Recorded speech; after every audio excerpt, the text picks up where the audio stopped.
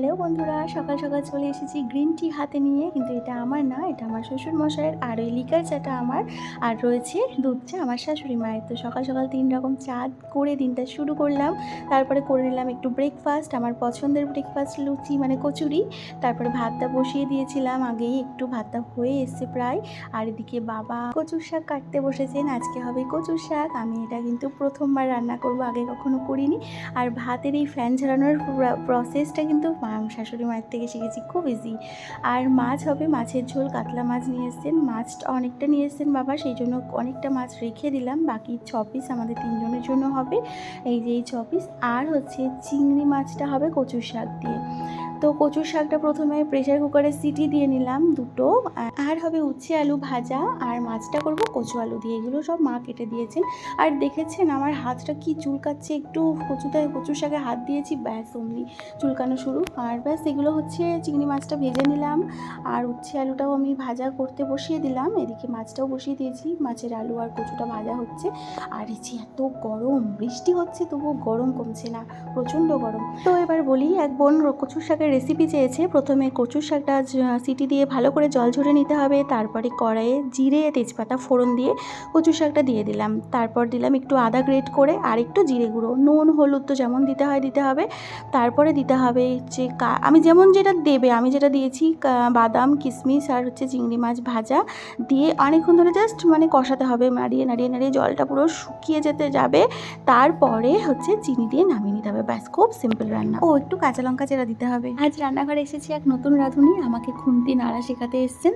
আমি যখন রান্না করি বাবা টুকটুক করে আসবেন আর শুধু বলবেন এটা এইভাবে করো, ওটা ওইভাবে করো। যখনই বাবাকে বলি বাবা আমাকে একদিন রান্না করে খাওয়াবেন, আর বাবা পালিয়ে যাবে। বাস আজকের মতো রান্না কমপ্লিট হয়েছে। ভাত, উচ্ছে আলু ভাজা, আর কাতলা মাছের ঝোল ও কচু আলু দিয়ে। আর এটা হয়েছে আমার কচুর শাক। দেখে বলুন তো কেমন হয়েছে। তো চলুন, এখানেই আজকে আমার কাজ কমপ্লিট নয়, এখনও কাজ রয়েছে। আজকে আমি কয়েকটা কাপড় মানে জামা ভিজিয়েছিলাম, সেগুলো এখন কাচবো, কেচে নিয়ে স্নান করব। আর এই যে স্নান করে চলে এলাম। কাচতে তেমন পারি না, তবু কোনো রকমে কাচলাম। তো চলুন খাওয়া দাওয়াটা শুরু করি এবার। বাবাকে মা আগেই ভাত বেড়ে দিয়েছেন, যেহেতু আমার একটু আজকে স্নান করতে দেরি হয়েছে, তাই আমার আর মায়ের খাবারটা বেড়ে নিলাম। আর এই যে দেখেছেন কচুর শাকটা কিন্তু আমি প্রথমবার করেছি, কিন্তু খেতে দারুণ হয়েছে। খাওয়া দাওয়া সেরে উপরে আসতেই আমার চক্ষু চড়ক গাছ। বৃষ্টি তো হচ্ছে বুঝতেই পেরেছি, কিন্তু ঝড়ের কারণে আমার উপরে জানলাগুলো না দেওয়া খোলা ছিল, একটু খুলে রেখেছিলাম, তখন রোদ ছিল। এসে দেখছি এত ঝড় হয়েছে, এটা ওটা উল্টে পড়ে গেছে। এই যে গার্বেজ ব্যাগের প্যাকেটটা উড়ে উড়ে আমার ঘরে চলে এসেছে। চাতা কাণ্ড একেবারে। ঝড়টা কিন্তু বেশ ভালোই লাগছে, প্রচণ্ড হাওয়া ঢুকছে, পর্দাগুলো উড়ে উড়ে যাচ্ছে, কেমন একটা ফিল্মি ফিল্মি ভাব। কিন্তু ঝড়ের সাথে জলও ঢুকে যাচ্ছে ঘরে, তাই জন্য বন্ধ করে দিতে হলো জানলাগুলো। বেশি ফিল্মি স্টাইল দেখাতে গেলে এক্ষুনি আবার ভিজে যাব আমি।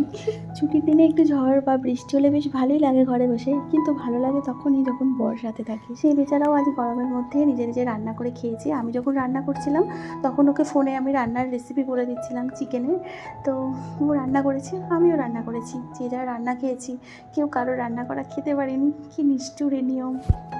যাই হোক, এই যে ঘর থেকে আমার জানলার পরিস্থিতি দেখুন, কি সুন্দর লাগছে দেখতে। সুন্দর লাগছে বলে জানলাটা একটু খুলতে গেলাম, ব্যাস অমনি জলে চেটে এসে আমার পেটটা গেল একটু ভিজে। তো কিছু করার নেই, এই লাকি বাম্বুটা আছে, এটাকে একটু বৃষ্টিতে বার করে দিলাম, একটু স্নান করে নিই। এটা আমার বরের খুব পছন্দের গাছ, শুধু এটা না, সব গাছই ওর খুব পছন্দের, আর খুব যত্ন করে গাছ লাগায়, আর গাছগুলো হয়ও খুব সুন্দর।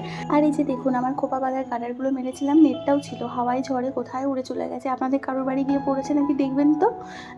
চলুন এবার এদের দেখে আসি কেমন আছে এরা। না, এরা সবাই ঠিকঠাক আছে। তাহলে ভিডিওটা এখানেই শেষ করলাম, কেমন লাগলো জানাবেন। টাটা।